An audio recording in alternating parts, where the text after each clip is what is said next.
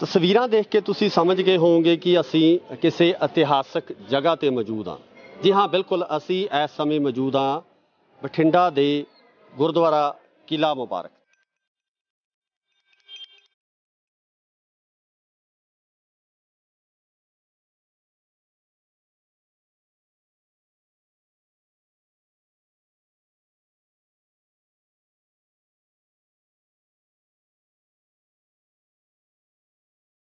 ਇਸ ਗੁਰਦੁਆਰਾ ਸਾਹਿਬ ਦਾ ਤੁਹਾਨੂੰ ਧਾਰਮਿਕ ਪੱਖ ਤੋਂ ਜੋ ਇਤਿਹਾਸ ਹੈ ਉਸ ਦੀ ਪੂਰੀ ਜਾਣਕਾਰੀ ਇਸ ਵੀਡੀਓ ਦੇ ਵਿੱਚ ਅਸੀਂ ਦੇਵਾਂਗੇ। ਧੰਨ ਸ਼੍ਰੀ ਗੁਰੂ ਗੋਬਿੰਦ ਸਿੰਘ ਜੀ ਨਾਲ ਸੰਬੰਧਿਤ ਹੈ ਤੇ ਇਸ ਦਾ ਧਾਰਮਿਕ ਤੌਰ ਤੇ ਬਹੁਤ ਵੱਡੀ ਮਹੱਤਤਾ।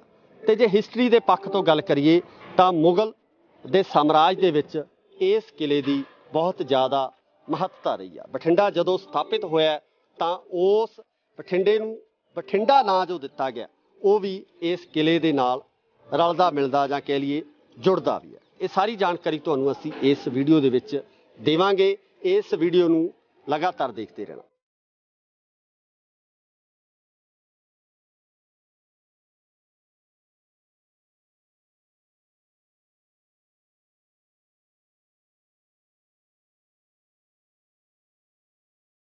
ਕਿਲ੍ਹਾ ਮੁਬਾਰਕ, ਜਿਸ ਨੂੰ ਬਠਿੰਡਾ ਕਿਲ੍ਹਾ ਵੀ ਕਿਹਾ ਜਾਂਦਾ ਹੈ, ਇੱਥੇ ਇੱਕ ਇਤਿਹਾਸਕ ਯਾਦਗਾਰ ਹੈ ਜੋ ਕਿ ਪੰਜਾਬ ਸੂਬੇ ਦੇ ਬਠਿੰਡਾ ਸ਼ਹਿਰ ਦੇ ਮੱਧ ਵਿੱਚ ਸਥਿਤ ਹੈ।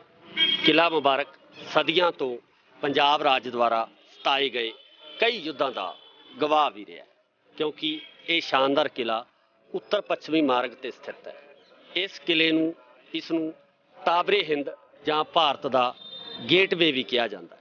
ਮਜ਼ਬੂਤ ਢਾਂਚੇ ਦੇ ਕਾਰਨ ਇਸ ਕਿਲੇ ਨੇ ਪੰਜਾਬ ਦੀ ਰੱਖਿਆ ਰਣਨੀਤੀਆਂ ਵਿੱਚ ਮਹੱਤਵਪੂਰਨ ਭੂਮਿਕਾ ਨਿਭਾਈ। ਪੁਰਾਣੀਆਂ ਕਥਾਵਾਂ ਅਨੁਸਾਰ ਇਹ ਕਿਲ੍ਹਾ ਰਾਜਾ ਡੈਬ ਨੇ ਏੜੀ ਸਦੀ ਦੇ ਆਰੰਭ ਵਿੱਚ ਬਣਵਾਇਆ ਸੀ। ਮੰਨਿਆ ਜਾਂਦਾ ਹੈ ਕਿ ਬਠਿੰਡਾ ਇੱਕ ਸਦੀ ਤੋਂ ਵੱਧ ਸਮੇਂ ਤੋਂ ਹਿੰਦੂ ਸ਼ਾਹੀ ਸ਼ਾਸਕਾਂ ਦੀ ਰਾਜਧਾਨੀ ਰਿਹਾ ਹੈ। ਕਸ਼ਮੀਰ ਦੇ ਹਿੰਦੂ ਇਤਿਹਾਸਕਾਰਾਂ ਨੇ ਇਸ ਨੂੰ ਜੈਪਾਲ ਦੀ ਰਾਜਧਾਨੀ ਵੀ ਕਿਹਾ। ਗਜਨੀ ਦੇ ਤੁਰਕੀ ਦੇ ਮਹਿਮੂਦ ਨੇ ਇਸ ਸ਼ਾਨਦਾਰ ਕਿਲੇ ਤੇ 1004 ਈਸਵੀ ਵਿੱਚ ਕਬਜ਼ਾ ਕਰ ਲਿਆ ਸੀ। ਬਾਅਦ ਵਿੱਚ ਰਾਜਪੂਤ ਇੱਥੇ ਉੱਭਰੇ। ਰਾਜਪੂਤ ਸਾਮਰਾਜ ਦੇ ਉੱਤਰ ਪੱਛਮੀ ਸਰਹੱਦਾਂ ਵਿੱਚ ਸਰਹਿੰਦ ਅਤੇ ਬਠਿੰਡਾ ਦੇ ਮਹੱਤਵਪੂਰਨ ਫੌਜੀ ਕੇਂਦਰ ਸਨ। ਪ੍ਰਿਥਵੀ ਰਾਜ ਚੌਹਾਨ ਨੇ ਉੱਤਰ ਪੱਛਮ ਤੋਂ ਸੰਭਾਵਿਤ ਹਮਲਿਆਂ ਤੋਂ ਬਚਾਉਣ ਲਈ ਬਠਿੰਡੇ ਦੇ ਇਸ ਕਿਲੇ ਦੀ ਉਸਾਰੀ ਕੀਤੀ ਸੀ, ਪਰ ਗੌਰੀ ਨੂੰ 1199 ਵਿੱਚ ਇਸ ਕਿਲੇ ਤੇ ਹਮਲਾ ਕਰਨ ਅਤੇ ਕਬਜ਼ਾ ਕਰਨ ਤੋਂ ਰੋਕ ਨਹੀਂ ਸਕਿਆ। ਸਲਤਨਤ ਦੇ ਸਮੇਂ ਵਿੱਚ ਅਤੇ ਬਾਅਦ ਵਿੱਚ ਉਸ ਦੀ ਧੀ ਰਜ਼ੀਆ ਸੁਲਤਾਨਾ ਪਹਿਲੀ ਔਰਤ ਸਮਰਾਟ ਵਜੋਂ ਦਿੱਲੀ ਦੀ ਗੱਦੀ ਤੇ ਬੈਠੀ, ਪਰ ਗੱਦੀ ਤੋਂ ਹਟਾ ਦਿੱਤੀ ਗਈ। ਬਠਿੰਡਾ ਦੇ ਰਾਜਪੂਤ ਅਲਤੂਨੀਆਂ ਦੀ ਅਗਵਾਈ ਵਾਲੀ ਸਾਜ਼ਿਸ਼ ਅਧੀਨ ਉਸੇ ਕਿਲੇ ਵਿੱਚ ਕੈਦ ਕਰ ਦਿੱਤੀ ਗਈ। ਅਲਤੂਨੀਆਂ ਨੇ ਬਾਅਦ ਵਿੱਚ ਉਸ ਨੂੰ ਜੇਲ੍ਹ ਤੋਂ ਰਿਹਾ ਕਰ ਦਿੱਤਾ ਅਤੇ ਉਸ ਦੇ ਨਾਲ ਵਿਆਹ ਕਰਵਾ ਲਿਆ। ਸਲਤਨਤ ਖਾਨਦਾਨ ਦੇ ਸ਼ਾਸਕਾਂ ਤੋਂ ਬਾਅਦ ਬਠਿੰਡਾ ਉੱਤੇ ਖਿਲਜੀ ਅਤੇ ਸਈਆਂ ਦਾ ਰਾਜ ਰਿਹਾ। 10ਵੇਂ ਸਿੱਖ ਗੁਰੂ ਸ਼੍ਰੀ ਗੁਰੂ ਗੋਬਿੰਦ ਸਿੰਘ ਜੀ ਨੇ ਕਿਲ੍ਹਾ ਮੁਬਾਰਕ ਦਾ ਦੌਰਾ ਵੀ ਕੀਤਾ, ਜਿਸ ਤੋਂ ਬਾਅਦ ਇਹ ਕਿਲ੍ਹਾ ਗੋਬਿੰਦਗੜ੍ਹ ਦੇ ਕਿਲੇ ਵਜੋਂ ਜਾਣਿਆ ਜਾਣ ਲੱਗਿਆ। ਬੁਰਜੀ ਤੇ ਸਿਖਰ ਤੇ ਸਥਿਤ ਪਟਿਆਲਾ ਰਾਜ ਦੇ ਮਹਾਰਾਜਾ ਕਰਮ ਸਿੰਘ ਦੁਆਰਾ ਬਣਾਇਆ ਗਿਆ ਇੱਕ ਗੁਰਦੁਆਰਾ ਉਹਨਾਂ ਦੀ ਯਾਤਰਾ ਦੀ ਯਾਦ ਦਿਵਾਉਂਦਾ ਹੈ। ਲਗਭਗ 1754 ਵਿੱਚ ਕਿਲੇ ਨੂੰ ਮਹਾਰਾਜਾ ਆਲਾ ਸਿੰਘ ਪਟਿਆਲੇ ਰਾਜ ਦੇ ਰਾਜਪੂਤ ਭੱਟੀ ਯਦੂਵੰਸ਼ੀ ਦੇ ਸ਼ਾਸਕ ਨੇ ਆਪਣੇ ਕਬਜ਼ੇ ਵਿੱਚ ਕਰ ਲਿਆ ਅਤੇ ਫਿਰ 1774 ਵਿੱਚ ਉਹਨਾਂ ਦੇ ਪੁੱਤਰ ਅਮਰ ਸਿੰਘ ਨੇ ਕਿਲੇ ਨੂੰ ਆਪਣੇ ਕਬਜ਼ੇ ਵਿੱਚ ਕਰ ਲਿਆ ਤੇ ਬਾਅਦ ਵਿੱਚ ਬਠਿੰਡਾ ਸਮੇਤ ਪਟਿਆਲਾ ਰਿਆਸਤ ਬ੍ਰਿਟਿਸ਼ ਸਰਕਾਰ ਦੇ ਅਧੀਨ ਆ ਗਈ। ਗੁਰਦੁਆਰਾ ਕਿਲ੍ਹਾ ਮੁਬਾਰਕ ਵਿਖੇ ਮੌਜੂਦ ਹਾਂ। 10ਵੇਂ ਪਾਤਸ਼ਾਹ ਧੰਨ ਸ੍ਰੀ ਗੁਰੂ ਗੋਬਿੰਦ ਸਿੰਘ ਜੀ ਮਹਾਰਾਜ ਦੀ ਚਰਨ ਛੋਹ ਪ੍ਰਾਪਤ ਇਹ ਅਸਥਾਨ, ਇਸ ਅਸਥਾਨ ਦੇ ਇਤਿਹਾਸ ਬਾਰੇ ਗੱਲਬਾਤ ਕਰਾਂਗੇ। ਇੱਥੋਂ ਦੇ ਹੈੱਡ ਗ੍ਰੰਥੀ ਪਰਮਜੀਤ ਸਿੰਘ ਜੀ ਸਾਡੇ ਨਾਲ ਮੌਜੂਦ ਨੇ, ਉਹਨਾਂ ਨਾਲ ਗੱਲਬਾਤ ਕਰਦੇ ਹਾਂ। ਵਾਹਿਗੁਰੂ ਜੀ ਕਾ ਖਾਲਸਾ, ਵਾਹਿਗੁਰੂ ਜੀ ਕੀ ਫਤਿਹ। ਵਾਹਿਗੁਰੂ ਜੀ ਕਾ ਖਾਲਸਾ, ਵਾਹਿਗੁਰੂ ਜੀ ਕੀ ਫਤਿਹ। ਬਾਬਾ ਜੀ, ਇਸ ਜਗ੍ਹਾ ਦਾ ਇਤਿਹਾਸ ਕੀ ਹੈ? ਇਤਿਹਾਸਕ ਪੱਖ ਤੋਂ ਸੰਗਤਾਂ ਨੂੰ ਜਾਣੂ ਕਰਵਾਓ। 21 ਜੂਨ 1706 ਈਸਵੀ ਨੂੰ ਦਸਵੇਂ ਪਾਤਸ਼ਾਹ ਪਿੰਡ ਭਾਗੂ ਤੋਂ ਹੁੰਦੇ ਹੋਏ ਗੁਰਦੁਆਰਾ ਸਾਹਿਬ ਪਾਤਸ਼ਾਹੀ 10ਵੀਂ ਹਾਜੀ ਰਤਨ ਸਾਹਿਬ ਰੁਕੇ। ਉੱਥੇ ਦਸਮੇਸ਼ ਪਿਤਾ ਧੰਨ ਗੁਰੂ ਗੋਬਿੰਦ ਸਿੰਘ ਸਾਹਿਬ ਮਹਾਰਾਜ ਹਾਜੀ ਰਤਨ ਦਾ ਉਧਾਰ ਕੀਤਾ।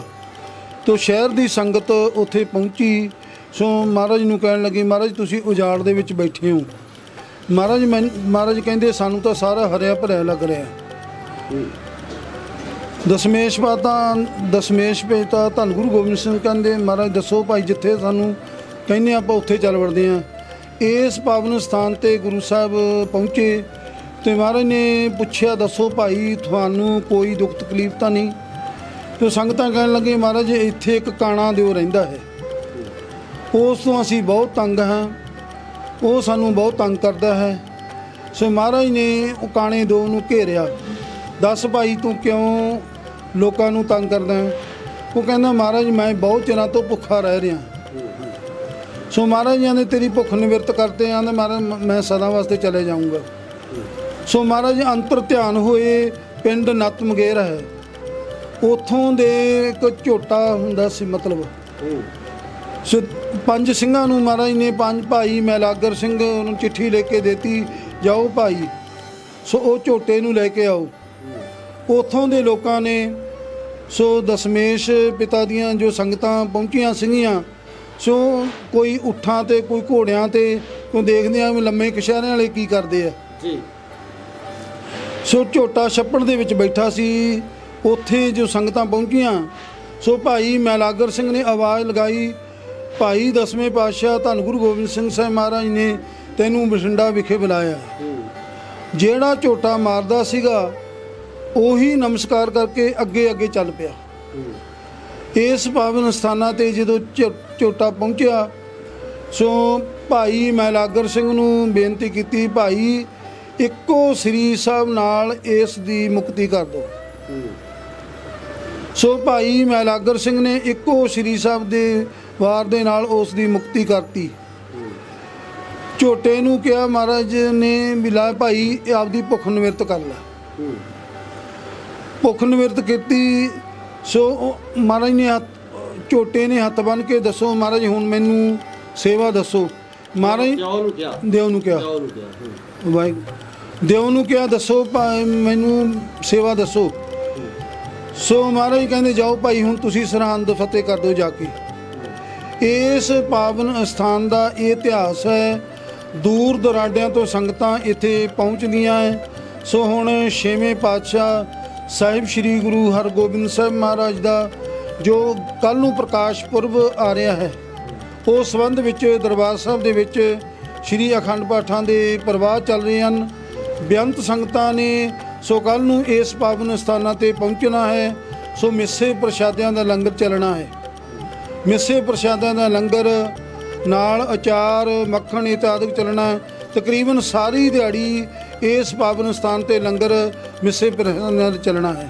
ਇਸ ਕਿਲੇ ਦੀ ਜੇ ਗੱਲ ਕੀਤੀ ਜਾਵੇ ਤਾਂ ਇਸ ਦਾ ਇਤਿਹਾਸਕ ਪੱਖ ਤੋਂ ਬਹੁਤ ਪੁਰਾਣਾ ਤੇ ਇਸ ਦੇ ਨਾਲ ਨਾਲ ਹੀ ਜੇ ਅਗਲੀ ਗੱਲ ਕਰੀਏ ਤਾਂ ਇਹ ਮੁਗਲ ਸਾਮਰਾਜ ਦੇ ਨਾਲ ਵੀ ਸੰਬੰਧਿਤ ਰਿਹਾ। ਇਸ ਕਿਲੇ ਦਾ ਅਸੀਂ ਪੂਰਾ ਇਤਿਹਾਸ ਤੁਹਾਨੂੰ ਦੱਸਿਆ ਤੇ ਸੁਣਾਇਆ ਅਤੇ ਧਾਰਮਿਕ ਪੱਖ ਤੋਂ ਜਿਸ ਤਰੀਕੇ ਨਾਲ ਧੰਨ ਸ਼੍ਰੀ ਗੁਰੂ ਗੋਬਿੰਦ ਸਿੰਘ ਜੀ ਮਹਾਰਾਜ ਇਸ ਕਿਲੇ ਦੇ ਵਿੱਚ ਪਹੁੰਚਦੇ ਆ ਤੇ ਉਸ ਦਾ ਇਤਿਹਾਸ ਵੀ ਤੁਹਾਨੂੰ ਅਸੀਂ ਜਾਣੂ ਕਰਵਾਇਆ। ਸਾਡੀ ਕੋਸ਼ਿਸ਼ ਇਹੀ ਹੈ ਕਿ ਇਤਿਹਾਸਕ ਪੱਖਾਂ ਤੋਂ ਤੁਹਾਨੂੰ ਜਾਣੂ ਕਰਵਾਈਏ, ਇਸ ਇਤਿਹਾਸਕ ਇਮਾਰਤ ਦਾ ਇਤਿਹਾਸ ਤੁਹਾਡੇ ਸਨਮੁਖ ਰੱਖੀਏ। ਕਈ ਵਾਰ ਇਤਿਹਾਸਕ ਪੱਖ ਤੋਂ ਜਾਣਕਾਰੀ ਪੜ੍ਹਦੇ ਹਾਂ ਜਾਂ ਜਾਣਕਾਰੀ ਪ੍ਰਾਪਤ ਕਰਦੇ ਹਾਂ, ਕੁਝ ਕਮੀਆਂ ਜਾਂ ਤਰੁੱਟੀਆਂ ਜਿਹੜੀਆਂ ਰਹਿ ਜਾਂਦੀਆਂ ਨੇ ਉਹਨਾਂ ਨੂੰ ਤੁਸੀਂ ਖਿਮਾ ਕਰਨ ਵਾਲੇ ਹੋ, ਖਿਮਾ ਦੇ ਜਾਚਕ ਅਸੀਂ ਹਾਂ। ਸੋ ਇਸੇ ਤਰ੍ਹਾਂ ਦੀਆਂ ਹੋਰ ਸਟੋਰੀਆਂ ਵੀ ਤੁਹਾਡੇ ਸਨਮੁਖ ਕਰਦੇ ਰਹਾਂਗੇ। ਮੈਨੂੰ ਯਾਨੀ ਕਿ ਗੁਰਇਕਬਾਲ ਸਿੰਘ ਤੇ ਕੈਮਰਾਮੈਨ ਲਵੀ ਖੱਤਰੀ ਨੂੰ ਦਿਓ ਇਜਾਜ਼ਤ। ਧੰਨਵਾਦ।